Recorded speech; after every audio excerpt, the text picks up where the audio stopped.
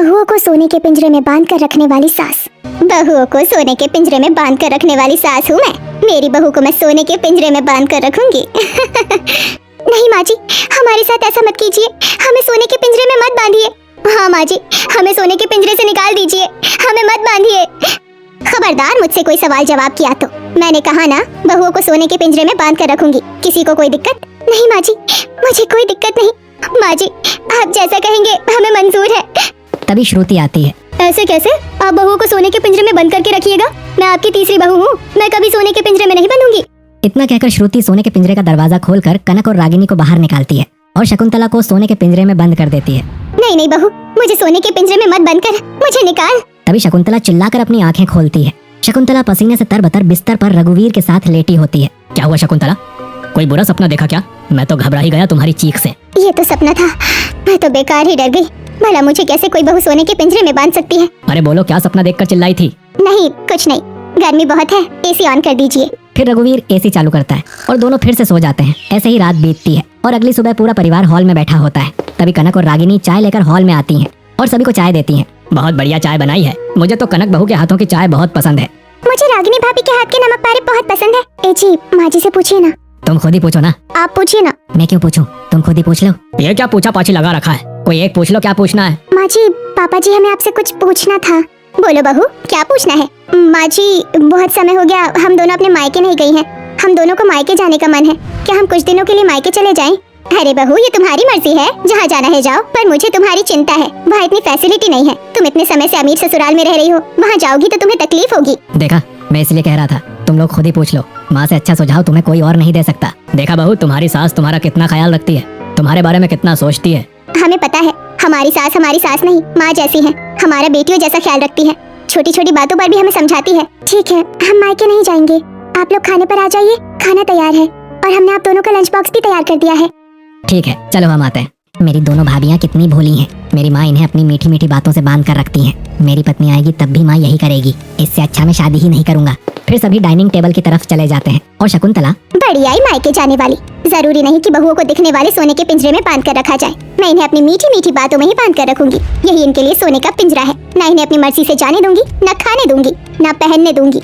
मेरी बहुएं मेरी मीठी बातों के पिंजरे में ही बंद रहेंगी। ये सोचकर शकुंतला भी खाने पर बैठ जाती है। इसी तरह कुछ दिन बीतते हैं और एक दिन कनक और रागिनी शकुंतला के पास आती हैं। क्या हुआ, तुम दोनों यहाँ क्यों आई हो? माँ जी, हम ये पूछने आए हैं कि आज खाने में क्या बनाएं? वैसे माँ जी, हम सोच रहे हैं आज इनके पसंद का सारा खाना बना लूं क्या? हाँ, मैं भी सोच रही हूँ आज इनके पसंद का कुछ बना दूं ताकि दोनों खुश हो जाएं। ओहो, दोनों अपने अपने पतियों को खुश करना चाहती हैं। मेरे होते हुए ऐसा कभी नहीं होने दूंगी। वैसे क्या सोच रही हो तुम दोनों बनाने का? माँ जी, मैं सोच रही हूँ गर्मा गर्म पूरी, आलू दम और रायता बनाऊं और कुछ चटपटे पकौड़े भी तल लूं। और माँ जी, मैं इनके लिए दही भल्ले, शाही पनीर और लच्छा पराठा बनाऊं, इन्हें बहुत पसंद है। अरे बहू, तुम दोनों इतनी जिम्मेदार और समझदार हो, उसके बाद भी ये बेवकूफी कर रही हो। बेवकूफी क्या हुआ माँ जी, हमसे कुछ गलती हो गई क्या? और नहीं तो क्या, इतना तेल मसालेदार खाना खिलाओगी? दिन भर ऑफिस में काम करते हैं, थके हारे आते हैं, उन्हें कुछ पौष्टिक चीज खिलाओ। ये क्या पूरी पराठे खिला रही हो? ऐसा करो, आज उनके लिए उबली हुई सब्जियां बना दो, वही उनके लिए फायदेमंद होगी। माँ जी, आप सही कह रही हैं। ठीक है, आज हम उनके लिए उबली हुई सब्जियां बनाते हैं, आपके लिए भी वही बनाएंगे। अरे बहू, इस उम्र में मुझे कौन सा पौष्टिक की जरूरत है? मेरे और अपने पापा और नंद के लिए नॉर्मल खाना ही बनाना। ठीक है माँ जी। और बहू, तुम घर के संस्कार भूल रही हो क्या? ये कैसी साड़ी पहनी है? माँ जी, क्या हुआ हमारी साड़ी में? मैंने कहा है ना, सज धज कर रहा करो, पूरा मांग भर के सिंदूर लगाया करो और भारी साड़ी पहना करो, तभी लगेगा संस्कारी बहू हो। ऐसे आजकल के जमाने की साड़ियाँ पहनोगी तो तुम्हारे पति के मन में गलत बातें आएंगी। जाओ बदल कर आओ। धन्यवाद माँ जी, आप हमें हमेशा सही रास्ता दिखाती हैं। हम अभी जाकर साड़ी बदलते हैं और खाना भी वही बनाएंगे जो आपने कहा है। कनक और रागिनी कमरे में जाकर भारी साड़ी पहन लेती हैं और मांग भरकर सिंदूर लगाती हैं। फिर दोनों किचन में खाना बनाने चली जाती हैं और फिर रात को सभी डाइनिंग टेबल पर बैठे। भाभी, आज डिनर में क्या बनाया है?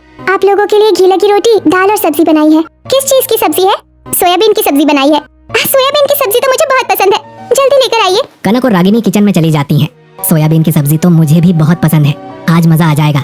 हाँ, पर मैं सोच रहा था आज शनिवार है, कनक कुछ स्पेशल बनाएगी, पर चलो ये भी ठीक है। कनक और रागिनी खाना परोसती हैं, जहाँ राजीव और नीरज को उबली हुई सब्जियाँ देती हैं। ये क्या, उबली हुई सब्जियाँ? हमें उबली हुई सब्जियाँ क्यों परोसी हैं? इसमें पौष्टिक है इसलिए। सबके लिए रोटी सब्जी बनाई है, हमें भी वही दे दो। सब्जी तो हमने सिर्फ 2 लोगों के लिए बनाई है, आप लोगों के लिए उबली हुई सब्जियां बनाई है। भैया, आप मेरी सब्जी ले लो, मैं उबली हुई सब्जियां खा लूंगा। वैसे भी ये हेल्थ के लिए अच्छी होती हैं। नहीं, तू क्यों खाएगा? हम ही खा लेंगे, तू अपनी रोटी सब्जी खा। अरे बहू, सिर्फ उबली हुई सब्जियां दी है, जाओ जरा नमक लेकर आओ। फिर कनक और रागिनी किचन में चली जाती हैं। हे भगवान, इन बहुओं का क्या करूं? सबके लिए रोटी सब्जी और अपने पतियों को उबली सब्जियां दिन भर काम करके आए हैं। अच्छा खाना खिलाना चाहिए। पता नहीं कौन इन्हें ये सब सिखाता है। दिन भर काम करके आए हैं, अब उबली सब्जियां खाएंगे तो मन कैसे लगेगा। धीरे धीरे ये लोग कामचोर होती जा रही हैं। अच्छा ठीक है, आज खा लो, पर बहुओं से कुछ मत कहना, उन्हें बुरा लगेगा। ठीक है, तुम कहती हो तो चुपचाप खा लेते हैं, वरना आज तो अच्छे से समझाने वाला था। इतना कहकर राजीव और नीरज चुपचाप उबली हुई सब्जियां खाने लगते हैं। इसी तरह कुछ दिन बीतते हैं और एक शाम राघव ऑफिस से घर आता है। अरे भैया, आज तो बहुत जल्दी ऑफिस से आ गए, और ये आपके हाथ में क्या है? अरे ये तो ट्रिप के कूपन है। ट्रिप के? कैसी ट्रिप? मुझे ऑफिस से 2 कपल ट्रिप के कूपन मिले हैं। एक बड़े भैया को दे दूंगा, एक छोटे भैया को। दोनों भाभियों के साथ ट्रिप पर चले जाएंगे। अरे वाह देवर जी, आपने तो हमारे लिए ट्रिप प्लान कर दी। थैंक यू देवर जी, आपने तो सरप्राइज दे दिया। वैसे भी कपल टिकट है तो मैं जा भी नहीं सकता। अरे तो कब तक ऐसे कपल टिकट देते रहोगे? आप भी शादी कर लो और अगली बार 3 कूपन लेना, फिर हम सब साथ चलेंगे। हाँ बिल्कुल, पहले तुम लोग मम्मी से पूछ लो, फिर प्लान करेंगे। माँ जी, देवर जी 2 कपल टिकट लेकर आए हैं, क्या हम लोग ट्रिप पर चले जाएं? क्या ट्रिप पर? कहाँ की ट्रिप? माँ, पहाड़ों पर। वहाँ झरने हैं, खुला आसमान है, बहुत सुंदर नजारा है। क्या? नहीं नहीं, मेरी बहू ऐसी जगह नहीं जाएंगी। पागल हो गई हो क्या? पहाड़ों पर जाओगी, अगर गिर गई तो तुम दोनों को कहीं जाने की जरूरत नहीं है। ऐसी बात है तो मैं ये कूपन किसी और को दे देता हूँ। देखा, ठीक है मम्मी, आप घबराओ मत, हम में से कोई नहीं जाएगा ट्रिप पर। ठीक है, कोई बात नहीं, ये कूपन मैं किसी और को दे देता हूँ। अरे बुद्धू, किसी और को क्यों देगा? एक कूपन मुझे दे दे, एक किसी और को दे देना। एक कूपन आप क्या करेंगी? मैं और तेरे पापा जाएंगे ट्रिप पर। अरे शकुंतला, कैसी बातें कर रही हो? बहुओं को मना करके हम ट्रिप पर जाएंगे। अरे आपको इस उम्र में क्या डर है? फ्री में घूमने जाना है, चलिए। राघव, एक कूपन मम्मी पापा को दे दे और उनके जाने की सारी तैयारियां भी करवा दे। इतना कहकर सभी अपने अपने कमरों में चले जाते हैं। तभी राघव, मेरी मम्मी कितनी चालाक है, कितनी चालाकी से भैया भाभी को ट्रिप पर नहीं जाने दिया और खुद पापा के साथ जा रही हैं। खैर छोड़ो, अब मैं भी क्या कह सकता हूँ जब भैया भी मम्मी की बातों में आ जाते हैं। इसी तरह रात बीतती है और अगले दिन शकुंतला और रघुवीर ट्रिप पर निकलते हैं और पहाड़ों पर पहुँचते हैं। चारों तरफ ऊंचे पहाड़, झरने, हरियाली और खाइयाँ होती हैं और कई लोग घूमने आए होते हैं। अरे वाह, कितनी सुंदर वादी है, पहाड़, खाइयाँ, सब कुछ कितना सुंदर लग रहा है। अरे इसीलिए तो मैंने कहा था चलिए घूम कर आते हैं। देखिए कितना अच्छा नजारा है, अच्छा लग रहा है ना? हाँ बिल्कुल, पर तुम्हें बहू बेटों को मना नहीं करना चाहिए था। बहुएं भी आती तो इतना अच्छा नजारा देखती, तुमने बेकार में मना कर दिया। यहाँ तो पूरी सेफ्टी भी है। अरे मुझे क्या पता था यहाँ इतनी अच्छी सेफ्टी होगी, मुझे तो लगा कहीं खतरा ना हो, इसीलिए सोचा हम बूढ़ों को क्या ही फर्क पड़ेगा। अब छोड़िए, जो हो गया सो हो गया, आप बस एंजॉय कीजिए।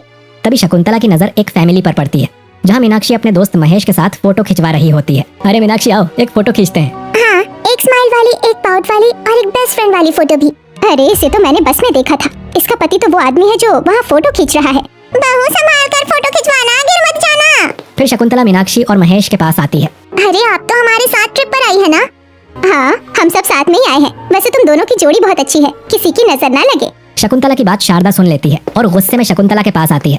अरे वो दोनों पति पत्नी नहीं है, ये मेरी बहू का दोस्त है और मेरी बहू का पति मेरा बेटा गौरव है। गौरव इधर आओ।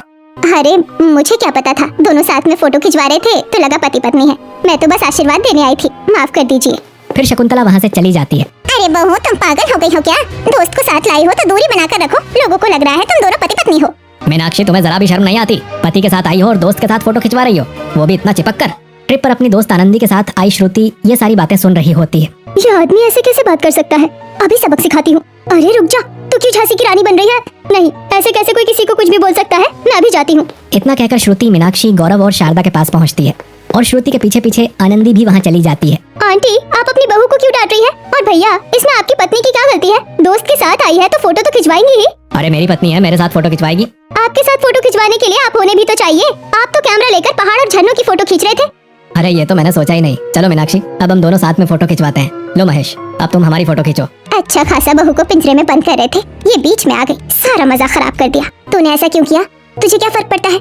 मुझे बिल्कुल पसंद नहीं कोई किसी को बांध कर रखे, मुझे आजादी से रहने की आदत है। अच्छा, तो इसे आजादी से रहने की आदत है। अगर इसे अपनी बहू बना लूं तो इसे अपने सोने के पिंजरे में बांधने में बड़ा मजा आएगा। शकुंतला पूरे ट्रिप में श्रुति पर नजर रखती है। इस तरह एक हफ्ता बीतता है और ट्रिप खत्म होती है। शकुंतला श्रुति की कुछ फोटो लेकर घर लौटती है और राघव को फोटो दिखाती है। ये देख राघव, ये लड़की तुझे कैसी लग रही है?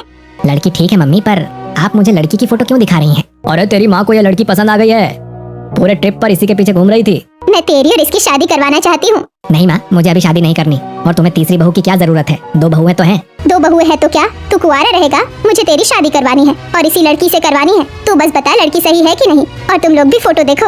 अरे बहुत सुंदर लड़की है। हाँ माँ, मुझे भी लड़की बहुत अच्छी लग रही है। ठीक है, सबको पसंद है तो राघव की शादी इसी लड़की से होगी। राघव कल तैयार रहना, हम रिश्ता लेकर चलेंगे। इतना कहकर शकुंतला कमरे में चली जाती है। अगले दिन कनक और रागिनी श्रुति को देखने जाने के लिए तैयार हो रही होती हैं। तभी शकुंतला उन्हें अपने कमरे में बुलाती है। फिर दोनों शकुंतला के कमरे में पहुंचकर, अरे बहू, ये कैसी भारी साड़ी पहनी है? माँ जी, आपने ही तो कहा था भारी साड़ी पहनने को। वो घर के लिए कहा था, बाहर जा रहे हैं रिश्ते की बात करने। रुको, मैं साड़ी देती हूँ। फिर शकुंतला 2 सुंदर मॉडर्न साड़ी अपनी बहुओं को देती है। ये साड़ी पहनो और अच्छे से तैयार होकर चलो। फिर कनक और रागिनी साड़ी लेकर अपने कमरे में पहुंचती हैं और तैयार होती हैं। फिर पूरा परिवार श्रुति के घर पहुंचता है। आइए, आपको आने में कोई तकलीफ तो नहीं हुई? नहीं, कोई तकलीफ नहीं हुई। आपने हमारी बेटी को ट्रिप में देखा और रिश्ता लेकर आ गए। इतनी पसंद आ गई आपको? हाँ, आपकी बेटी बहुत पसंद आई है हमारे परिवार को भी। अब आप हमारे बेटे को पसंद कर लीजिए। फैसला तो बेटी का होगा। क्यों श्रुति, तुझे ये रिश्ता मंजूर है? पापा, आपको मंजूर है तो मुझे भी मंजूर है। तो फिर रिश्ता पक्का रहा। मैं पंडित से बात करके तारीख निकलवाती हूँ। ये लड़की कितनी समझदार है, माता पिता को रिस्पेक्ट देती है। ऐसी लड़की से तो शादी की जा सकती है। फिर सभी घर वापस लौटते हैं। अच्छा किया तूने हाँ कर दिया। अमीर परिवार है और अपनी जेठानियों को देख, कितने अच्छे से तैयार होकर आई थी। कुछ दिन बीतते हैं और एक दिन शकुंतला और श्रुति साड़ी खरीदने आती हैं। ये रही हल्दी रस्म की सारी डिजाइनर ड्रेसेस। सारे ड्रेस कितने अच्छे हैं, पर मुझे ये 2 बहुत अच्छे लग रहे हैं। मम्मी जी, इनमें से कौन सा ले? नहीं बहू, हल्दी एक रस्म है। मेरी बात मान, मैं तुझे एक सुंदर पीली साड़ी दिलाती हूँ, उसमें तू बहुत सुंदर लगेगी। पर मम्मी जी, आजकल हल्दी में तो सभी डिजाइनर ड्रेस पहनते हैं। अरे जो पहन रहा है पहनने दे। क्या हम कुछ लोगों को देखकर अपने रीति रिवाज भूल जाएंगे? शकुंतला श्रुति को सिंपल पीली साड़ी दिलाती है और श्रुति घर आकर उसी में हल्दी की रस्म करती है। तेरी सास ने इतनी सिंपल साड़ी दिला दी, ना डिजाइन ना कुछ। कैसी साड़ी है ये? साड़ी सिंपल है तो क्या हुआ? मम्मी जी ने हमारी भारतीय संस्कृति को संभाला है, वरना आजकल लोग अजीब कपड़े पहनते हैं, पर असली रिवाज तो साड़ी में ही है। अरे वाह, अभी से सास की बोली बोलने लगी। ऐसे ही हल्दी की रस्म पूरी होती है और शादी की तारीख नजदीक आती है और शकुंतला एक भारी भरकम लहंगा श्रुति के घर भिजवाती है। अरे बाप रे, ऐसा लहंगा तो मैंने अपनी शादी में भी नहीं पहना। मेरी पोती ये कैसे पहनेगी? दादी माँ, मुझे भी ये लहंगा खास पसंद नहीं है, पर मम्मी जी ने कहा है कि ये उनका पारंपरिक लहंगा है, इसे पहनने से बड़ों का आशीर्वाद मिलेगा, इसीलिए मैंने ले लिया। अब जब ले ही लिया है तो शादी में यही पहनना पड़ेगा। हम तो तेरे लिए डिजाइनर लहंगा लेना चाहते थे। मम्मी, डिजाइनर लहंगे से क्या मतलब, जब बड़ों का आशीर्वाद ही ना मिले? और मम्मी जी ने दिया है तो पहन लेती हूँ। ऐसे ही शादी के दिन श्रुति भारी लहंगा पहने राघव के साथ शादी करती है। फिर शादी के बाद राघव श्रुति को अपने घर लेकर आता है। बहू, दाहिने पैर से कलश गिराकर गृह प्रवेश करो। श्रुति दाहिने पैर से कलश गिराकर गृह प्रवेश करती है। चलिए भाभी, मैंने बहुत सारे गेम्स की तैयारी की है। सबसे पहले अंगूठी ढूंढने का गेम खेलेंगे। ठीक है, चलिए। नहीं बहू, खुद को परेशान मत करो, पहली शादी की वजह से थक गई होगी। चलिए देवरानी जी, हम आपको आपका कमरा दिखा देते हैं। फिर जेठानियां श्रुति को राघव के कमरे तक छोड़ आती हैं और थोड़ी देर में राघव भी कमरे में आ जाता है और दोनों सो जाते हैं। और अगली सुबह श्रुति मॉडर्न साड़ी पहनकर पहली रसोई के लिए नीचे आती है। वाह भाभी, आपने कितनी सुंदर साड़ी पहनी है, मुझे तो बहुत पसंद आई। हाँ, ये साड़ी आप पर बहुत जच रही है। वैसे आज आपकी पहली रसोई है। देवरानी जी, पहली रसोई में क्या बनाएंगी? मैंने कुछ हटके सोचा है। सबके लिए पिज्जा, पास्ता और फ्यूजन बनाऊंगी और मम्मी जी पापा जी के लिए इंडियन खाना। तभी शकुंतला आती है। क्या कहा छोटी बहू? इतना सब बनाने की जरूरत नहीं है और तुम लोग यहाँ बैठकर हाँ में हाँ मिला रही हो। वो बहू बनकर आई है या नौकरानी? बहू, इतना सब मत बना, बस 2-3 सब्जियाँ, दही बड़े, लच्छा पराठा, पूरी, राइस, दाल और 2 मीठे की चीज बना ले। सबके लिए अलग अलग बनाने की जरूरत नहीं है। मम्मी जी को लग रहा होगा उन्होंने मेरा काम आसान कर दिया, पर ये तो और ज्यादा काम हो गया। और तुम दोनों बड़ी बहू क्या चाहती हो? श्रुति का पति उससे प्यार न करे और लोग मजाक उड़ाए? माँ जी, आप ऐसा क्यों कह रही हैं? मैंने तुम्हें जितना सिखाया वो सब याद रखा, और ये नहीं कि अपनी देवरानी को सिखाओ। खुद भारी साड़ी पहन ली और इसे हल्की साड़ी पहना दी। मम्मी जी, ये हल्की नहीं, मॉडर्न डिजाइनर साड़ी है। चाहे जितनी सुंदर हो, इंडियन साड़ी का मुकाबला नहीं। भारी साड़ी पहन कर आओ, लगना चाहिए अमीर घर की बहू है। ये क्या पतली साड़ी पहन ली? शकुंतला की बात मानकर श्रुति कमरे में जाती है और शकुंतला की दी भारी साड़ी पहनकर तैयार होकर किचन में आती है और पसीना पोंछते हुए खाना बनाने लगती है। बढ़िया ही, सबका दिल जीतने वाली। अब गर्मी में परेशान हो, मैंने एडजस्ट फैन और चिमनी दोनों बंद कर दी है। गर्मी और अपनी भारी साड़ी से परेशान श्रुति 2 घंटे में सारा खाना बनाकर डाइनिंग टेबल पर परोसती है। वाह बहू, तुमने तो कितने तरह का खाना बनाया है। 2 तरह के चावल, कई तरह की सब्जियाँ, 2 तरह की मिठाई, और क्या क्या बनाया है। हाँ, सब्जी वगैरह भी बनाई है। आप लोग खाना शुरू करिए। बहुत अच्छा खाना बनाया है। हाँ, खाना अच्छा बनाया है। हम तो शादी में यही सब खाते आ रहे हैं। पहली रसोई में तुम्हें सादा खाना बनाना चाहिए था। अरे बेटा, जाने दे, उसने जो बनाया है चुपचाप खा ले। सभी चुपचाप खाना खाने लगते हैं। इसी तरह श्रुति की पहली रसोई पूरी होती है और अगले दिन दोपहर में श्रुति अपने कमरे में कपड़े निकालकर अलमारी में लगाने लगती है। चलो, अपने सारे कपड़े अलमारी में सजा लेती हूँ और ये गहने भी मैचिंग कपड़ों के साथ सेट कर देती हूँ। जब पहनना होगा तो निकाल लूंगी। कमरे के बाहर खड़ी शकुंतला श्रुति के गहने देखकर कमरे में चली आती है। अरे मम्मी जी, आप यहाँ कैसे? बहू, तूने घर में इतने सारे गहने रखे हैं, तेरा दिमाग ठीक है? अगर घर में चोरी हो जाए या गहने खो जाए तो नुकसान होगा कि नहीं? बहुत नुकसान होगा। तू ये सारे गहने मुझे दे दे, जरूरत पड़े तो मुझसे ले लेना। मैं हल्के गहने घर के लॉकर में रख दूंगी और भारी गहने बैंक में रखवा दूंगी। ठीक है मम्मी जी, आप रख लीजिए। शकुंतला गहने लेकर अलमारी के लॉकर में रख देती है। ऐसे ही कुछ दिन बीतते हैं, जहाँ एक दिन शकुंतला श्रुति को अपने कमरे में बुलाती है। मम्मी जी क्यों बुलाया? बहू, अब तक घर की सब्जियां मैं लाती थी, अब से तू बाजार जाकर सब्जियां लाएगी। जल्दी जा और सब्जियां लेकर आ। मम्मी जी मैं क्यों जाऊँ? ताकि तुझे भी सब्जियां खरीदनी आए, कोई ये ना कहे बहू को कुछ नहीं आता। जब से शादी करके आई हूँ मम्मी जी अपने हिसाब से ही सब करवा रही है, अब इतनी आसानी से नहीं मानूंगी। अगर मुझे सीखना है मैं अकेले कैसे सीखूंगी? आप भी मेरे साथ चलिए। अरे शकुंतला, तुम बहू के साथ जाओ और इसे अच्छे से सिखा दो, फिर ये अकेले जाएगी। तेज गर्मी में मैं इसे भेज रही थी, खुद नहीं जाना था, इसने तो मुझे ही फंसा दिया। चलो अगली बार देखते हैं। फिर श्रुति और शकुंतला बाजार सब्जियां लेने पहुंचती हैं। क्या दूं बहन? मम्मी जी सिखाइए सब्जियां लेना। देख जो सब्जी लेनी है उसे उठा। है मम्मी जी? भैया 4-5 तरह की सब्जियां और धनिया पत्ता टमाटर आलू दे दीजिए। ठीक है। अरे शकुंतला बहन, शादी के बाद आज तुम बाजार में मिल रही हो, बताओ कैसी है तुम्हारी छोटी बहू? बहुत प्यारी बच्ची है, देखो सामने है। अरे वाह बहुत सुंदर बहू है, पर एक बात समझ नहीं आई, तुम्हारी बहू संस्कारी साड़ी पहनती है, फिर ये छोटी बहू मॉडर्न साड़ी कैसे? शकुंतला बहन, तुम्हारी छोटी बहू मॉडर्न साड़ी क्यों पहनती है? मैं भेदभाव नहीं करती, मेरी बहू जो पहनना चाहे पहन सकती है, ये तो बहुत अच्छी बात है। फिर शकुंतला श्रुति के पास आती है। क्या हुआ, क्या बातें कर रहे थे आप लोग? कुछ नहीं, कह रही थी तेरी बहू मॉडर्न कपड़े पहन रही है। मैंने कहा उसे जैसे कपड़े पहनने हैं पहने, मुझे कोई दिक्कत नहीं। माँ जी अगर आप कहेंगी तो मैं वैसी साड़ी पहनूंगी। तो अब जेठानियों जैसी साड़ी पहन और वैसी तैयार हो। श्रुति घर पहुंचती है और जेठानियों की तरह ओल्ड मॉडल साड़ियां पहनकर तैयार हो जाती है। कुछ दिन बीतते हैं, राघव ऑफिस से घर लौटता है। आ गए आप, हाथ मुंह धो लीजिए, खाना बन गया है। हाँ जल्दी खाना निकालो, बहुत भूख लगी है। भूख तो मुझे भी लगी है, और श्रुति ऑफिस का फंक्शन है, तुम्हें अच्छे से तैयार होना है। अच्छा ठीक है मम्मी जी, गहनों में से भारी वाला गहना निकाल दीजिए, उसी की मैचिंग साड़ी पहनूंगी। अच्छा बहू, मैं निकलवा दूंगी। इसी तरह 2 दिन बीत जाते हैं। श्रुति सुंदर सी साड़ी पहनकर तैयार होकर नीचे आती है। बताइए कैसी लग रही हूँ मैं? सुंदर लग रही हो, बस गले में कोई हार होता तो और सुंदर लगता।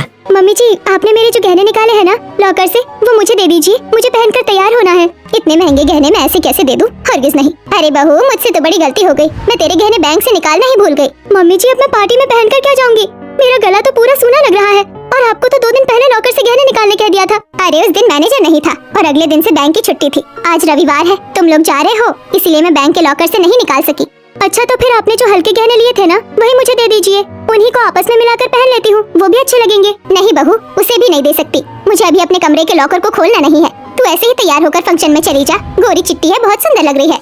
शकुंतला वहाँ से चली जाती है और श्रुति राघव के साथ ऑफिस के फंक्शन के लिए निकल जाती है। कुछ दिन बीतते हैं और एक दिन शकुंतला अपनी तीनों बहुओं को हॉल में बुलाती है। माँ जी आपने हमें हॉल में क्यों बुलाया? मैंने सोचा है क्यों ना हम सब मिलकर पूरे घर की साफ सफाई कर ले, बहुत दिन हो गए घर की सफाई नहीं की। ठीक है माँ जी, बताइए हमें क्या करना है? कनक बहू, तू घर के सारे कमरों के रजाई तकिए के कवर, चद्दर, पर्दे सब धो दे। और अग्नि, तू पूरे घर की साफ सफाई करेगी। और श्रुति बहू, तू बाहर बगीचे की साफ सफाई करेगी। और मैं तुम तीनों के कामों में मदद करूंगी। जाओ सभी अपने अपने काम में लग जाओ। कनक सभी कमरों के कपड़े इकट्ठा करके बाथरूम में धोने बैठ जाती है और रागिनी झाड़ू लेकर घर के जाले साफ करने लगती है। वहीं श्रुति बगीचे में आकर, मम्मी जी बहुत तेज बन रही है, पहले सब्जी मंडी, फिर गहने और मुझसे कपड़े बदलवाए, अब आराम से घर में बैठकर मुझसे इतनी गर्मी में घास साफ करवा रही है। मम्मी जी बाहर आइए जल्दी। तभी शकुंतला बाहर आती है। क्या हुआ बहू, तूने मुझे क्यों बुलाया? मम्मी जी आपने मुझे बाहर भेज तो दिया घास काटने, लेकिन मुझे घास काटना बिल्कुल नहीं आता। अब मैं घास कैसे काटूं, जरा समझा दीजिए। ये देख, ये घास काटने की मशीन, ऐसे पहले बड़े बड़े घास काट ले, एक बार चलाकर दिखाइए ना मशीन। शकुंतला मशीन चलाकर थोड़ी घास काटने लगती है। मम्मी जी जरा उस कोने में घास काट के दिखाइए, कोने में घास कैसे कटते हैं? अब ठीक है, अब समझ गई ना? थोड़ा सा समझ गई, पर मम्मी जी अगर इसे घुमाकर आगे बढ़ाना हो तो ये खुद आगे बढ़ेगी या हमें आगे बढ़ाना पड़ेगा? अरे ये कैसे आगे बढ़ेगी, तुझे ही आगे बढ़ाना पड़ेगा। मम्मी जी जरा एक बार करके दिखाइए ना। शकुंतला श्रुति को बगीचे की घास काटना सिखाने लगती है। सिखाते सिखाते शकुंतला आधे बगीचे की घास काट देती है। अरे छोटी बहू, अभी नहीं समझ में आया तो छोड़ दे, मैं ही पूरे बगीचे की घास काट लूंगी। आधे बगीचे के घास तो तूने मुझसे ही कटवा लिए। मम्मी जी आप ही तो कुछ सारे घास काटे जा रही थी, मैं तो बस पूछ रही थी कि कैसे काटना है। वैसे भी आपने कहा ही था कि आप काम में हमारी मदद करेंगी। मैं तो पसीने से भर गई हूँ, बहुत थक गई हूँ, अब मैं घर में जा रही हूँ, बाकी की घास तू काटेगी। ठीक है मम्मी जी। इतना कहकर श्रुति और शकुंतला घर में चली जाती हैं। तभी कनक कपड़ों की बाल्टी लेकर आती है। मम्मी जी मैंने सारे कपड़े धो दिए हैं, छत पर देने जा रही हूँ। ये क्या जेठानी जी, आप क्या चाहती है मम्मी जी हमेशा कमजोर बनी रहे, या ये सोचती है कि कुछ काम नहीं कर सकती? अरे देवरानी जी कैसी बातें कर रही हो, हम भला कैसे ऐसा सोचेंगे? अगर ऐसा नहीं सोचती तो जब मम्मी जी ने कहा हमें काम में मदद करेंगी, तो आप अकेले ये सब क्यों कर रही है? मैं क्यों अपनी सास से उनका हक छीनने लगूं? अगर आपको कपड़े फैलाने हैं तो आप ले जाकर फैला दीजिए, मुझे कोई दिक्कत नहीं।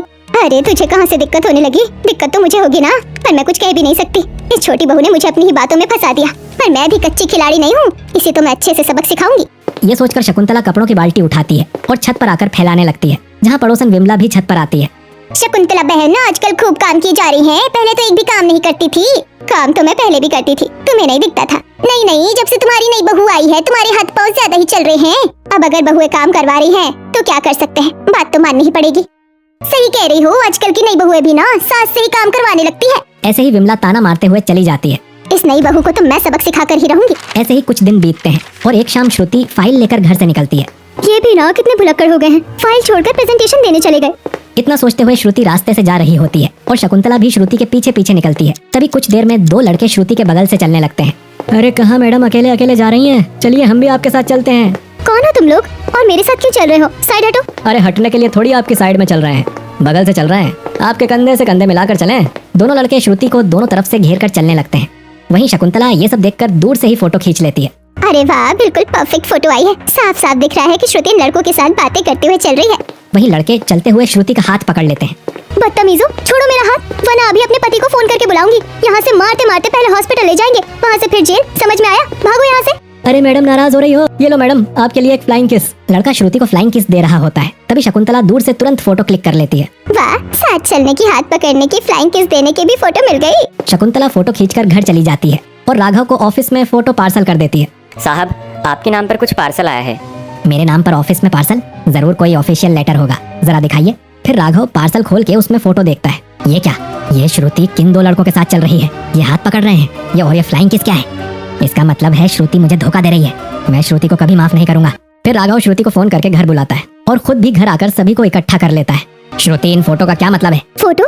ये लड़के मुझे परेशान कर रहे थे, मैंने इन्हें धमकी दी, फिर भाग गए। भाभी, फोटो में साफ साफ दिख रहा है कि आप इनके साथ कंफर्टेबल होकर चल रही हैं। बहू, क्या कमी रह गई थी हमारे प्यार में जो तूने हमें इतना बड़ा धोखा दिया, अपने पति को धोखा दिया। बहू, मैंने भी तुझे ट्रिप पर देखकर पहली नजर में पसंद कर लिया था कि बड़ी अच्छी लड़की है तू, पर तू इतनी घटिया हरकत कर सकती है ये मैंने कभी नहीं सोचा था। मेरी बात पर यकीन कीजिए, वो लड़के मुझे परेशान कर रहे थे। फोटो किसने खींची, कैसे खींची मुझे नहीं पता, ये फोटोज नकली है। बस करो श्रुति, मुझे अब तुझसे कोई सफाई नहीं चाहिए। अब बस इतना बताओ, तुम उन लड़कों का साथ छोड़ोगी या अभी भी मुझे धोखा दोगी? हो ना हो, जरूर इसमें मेरी सास की कोई मिली भगत है। अगर तुम्हें लगता है कि मैं तुम्हें धोखा दे रही हूँ तो आज से मैं कभी तुम्हारे बिना घर से बाहर नहीं निकलूंगी। बंद गई मेरी तीसरी बहू मेरे सोने के पिंजरे में। इस तरह दिन बीतता है और देर रात श्रुति शकुंतला के कमरे के बाहर आती है और शकुंतला के कमरे में झांकने लगती है। अगर मुझे सच्चाई पता करनी है तो मेरी सास के कमरे से ही पता चलेगी। ये सासू माँ इतनी देर रात किससे फोन पर बात कर रही है? अभी वीडियो बना लेती हूँ। वाह, बहुत अच्छा काम किया तुमने। फोटो बिल्कुल ऐसी आई है कि जैसे वो तुम्हारे साथ बातें करते हुए चल रही हो। तुम्हारी पेमेंट तुम्हें मिल जाएगी, तुम चिंता मत करो। अब मैं अपनी तीसरी बहू को भी अपने सोने के पिंजरे में बांध कर रख सकूंगी। अच्छा, तो लड़कों को मेरी सास ने भेजा था। ये बात तो उनके परिवार वालों को बतानी पड़ेगी। रात बीतती है। अगले दिन श्रुति परिवार वालों को इकट्ठा करती है और वीडियो दिखा देती है। देखा आप लोगों ने किस तरह मेरी सास मुझे फंसा रही है। अब आप लोग बोलिए, गलती किसकी है? शकुंतला, तुम इतनी नीचे गिर जाओगी मुझे यकीन नहीं हो रहा। बताओ माँ, तुमने ये सब क्यों किया? तुमने ये लड़कों को भेजा और खुद ही फोटो खींचकर मुझे भेजा। ऐसा क्यों किया तुमने? ताकि मुझे अपने कंट्रोल में रख सके। आप लोगों को पता है, मम्मी जी मीठी मीठी बातें करके मेरी दोनों जेठानियों को अपने कंट्रोल में रखती है। अरे नहीं, अपने दोनों बड़े बेटों को भी। इसीलिए वो अपनी पत्नियों को भाव ही नहीं देते हैं। और मम्मी जी ठीक वही चीज मेरे साथ भी करना चाहती थी, इसीलिए तो इतना बड़ा गेम प्लानिंग किया। माँ, क्या ये सच है? हाँ, ये सारी प्लानिंग मैंने इसीलिए की ताकि छोटी बहू को भी मैं अपने कंट्रोल में रख सकूं। माँ, मुझे यकीन नहीं हो रहा कि तुमने अपनी बहुओं को बांध कर रखने के लिए हमें एक जरिया बनाया, और तुम अपनी बहुओं को बांध कर रखना भी क्यों चाहती हो? आखिर क्यों ना बांध कर रखूं? मेरी बहुएं हैं, मैं नहीं बांध कर रखूंगी तो कौन बांध कर रखेगा? आज से ऐसा नहीं होगा शकुंतला। अगर वो तुम्हारी बहुएं हैं तो मैं भी तुम्हारा पति हूँ। अगर आज से तुमने किसी भी बहू पर दादागिरी करने की कोशिश की, किसी भी बहू को अपने बंधनों में बांधने की कोशिश की, तो फिर मैं भी तुम्हें बांधना शुरू कर दूंगा। फिर तुम्हें ये बड़ा महंगा पड़ेगा। नहीं, मैं आज से अपनी किसी बहू को नहीं बांधूंगी। मुझ पर कोई रोक टोक मत लगाइएगा। बहुओं, आज से तुम्हें अपनी सास की मीठी मीठी बातें मानने की कोई जरूरत नहीं है। तुम सब अपनी समझदारी से अपनी घर गृहस्थी चलाओ। बहुओं को सोने के पिंजरे में बांध कर रखने वाली सास का भांडा फूट जाता है और अब बहुएं अपनी सास के सोने के पिंजरे से आजाद हो जाती हैं। तो हेलो गाइस, आप लोग को ये वीडियो कैसा लगा? अगर अच्छा लगा तो लाइक सब्सक्राइब से कर दीजिए तुरंत एकदम।